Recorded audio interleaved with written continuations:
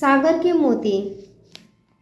परम शांति बहुत सुगमता से प्राप्त हो सकती है। जैसे गोद जाने पर, साधु होने पर, विवाह होने पर पहला संबंध छोड़कर नया संबंध मान लेते हैं, ऐसे ही आप मान लें कि हम संसार के नहीं हैं, परमात्मा के हैं। सब काम करने पर न्याय युक्त करें और भगवान का समझकर करें।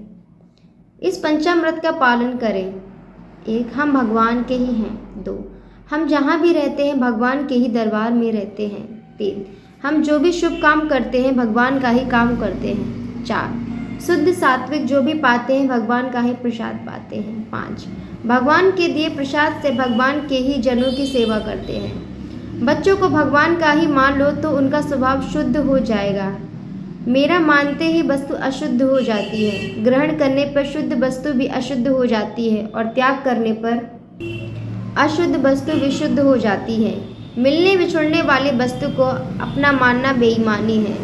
बेईमानी ही बंधन है, ईमानदारी ही मुक्ति है। शरीर माँ बाप से मिला है। माँ का हम पर जितना उपकार है उतना अन्य किसी का नहीं है।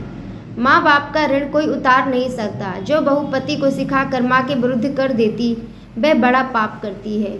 जो माँ के चित्त की प्रसन्नता लेता है उसका लोक परलोक में कहीं अहित नहीं होता।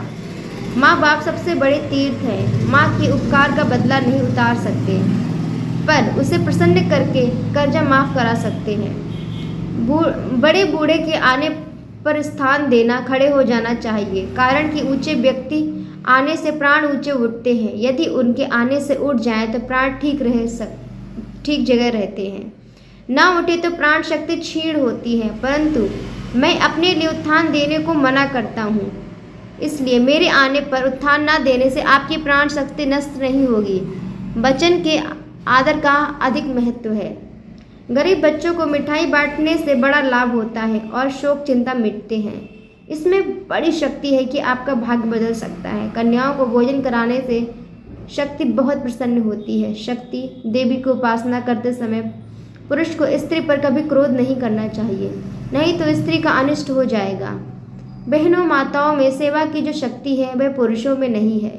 भगवान के मंदिर में भगवान के सिवाय किसी को भी प्रणाम करना अपराध माना गया है। अपना सब कुछ भगवान पर सौंप दें। अभिमान के कारण मनुष्य भार को अपने ऊपर ले लेता है। यदि भगवान के समर्पित हो जाए, अन्य का सहारा ना ले तो भगवान योगक्षेम वहन करते हैं। मुझे कुछ नहीं चाहिए ऐसा भाव होने पर भगवान अपने आप आवश्यकता की पूर्ति करते हैं। भगवान के भरोसे जितना बढ़िया काम होगा उतना अपनी बुद्धि के सहारे पर नहीं कर सकते। संत भगवान के भरोसे चिंता नहीं करते और चिंता करते हैं वे संत नहीं होते। प्रारब्ध का भगवत कृपा का तात्पर्य चिंता छुड़ाने में है, काम छुड़ाने में नहीं। भगवान की तरफ चलते ही शरीर, इंद्रिया, मन, बुद्धि आदि सब पवित्र हो जाते हैं। श्रोता, घर का काम करते समय हम भगवान को भूल जाते हैं। स्वामी जी, आप घर का कार्य भी कभी करते ही नहीं, प्रत्युत भगवान का काम करें। तात्पर्य है कि घर के काम को भगवान का ही काम समझकर करें। प्रकृति में स्थित न रहकर स्व में स्थित रहें। प्रकृति में स्थित होने से सुख दुख का भोक्ता हो जाएगा। यदि स्व में स्थित हो जाए तो सुख दुख में सम हो जाएगा। जब मनुष्य अपने को कभी शरीर के साथ, कभी नाम के साथ, कभी वर्ण आश्रम के साथ मिला लेता है तभी वह सुखी दुखी होता है। अब मैं भगवान का हूँ इतना मानते ही काम ठीक हो जाएगा। यह मान ले शरीर कुटुंब आदि में नहीं और मेरे नहीं। आप जन्मने वाले शरीर बनेंगे तो मरने वाले भी बनना पड़ेगा। आप जन्मने मरने वाले नहीं हो। न जायते म्रियते बाम कदाचित। आप तो जन्मने मरने वाले को जानने वाले हो। अवस्थाएं बदलती रहती हैं, आप निरंतर रहने वाले हो। आपका संबंध परमात्मा के साथ है। आप नाशवान के सम्मुख हो गए, यही परमात्मा से विमुख होना है। आज ही स्वीकार कर लो कि मैं भगवान का हूँ, मैं संसार का नहीं हूँ। नाशवान और अविनाशी का विभाग ही अलग है। मैं शरीर हूँ। यह डोरी नहीं खोलोगे तो भले ही भजन ध्यान करते रहो, रात भर नाव चलाते रहो, वहीं के वहीं रहोगे। हम शरीर नहीं हैं, हम भाव शरीर हैं। भाव कभी बदलता नहीं। जैसा कर्ता होता है वैसे ही कर्म होते हैं। कर्ता निष्काम होता है, कर्म नहीं।